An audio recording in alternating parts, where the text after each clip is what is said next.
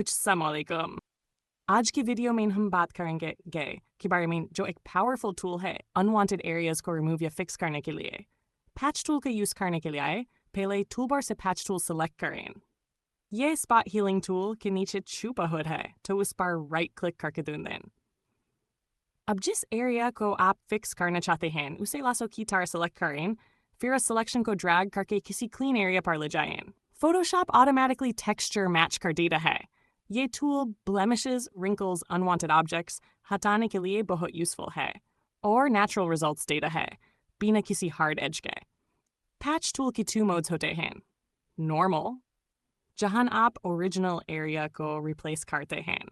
Content aware and Photoshop intelligent guess करता है surrounding pixel से। आप मोड स्विच करने के लिए ऊपर ऑप्शंस बार का यूज कर सकते हैं। तो दोस्तों, अब फोटोशॉप में रिटचिंग करना बन गया है सुपर इजी। अगर वीडियो पसंद आए तो लाइक, शेयर और सब्सक्राइब करना न भूलें। मिलते हैं अगले डिजाइन ट्यूटोरियल में डिजाइन चेस्ट के साथ।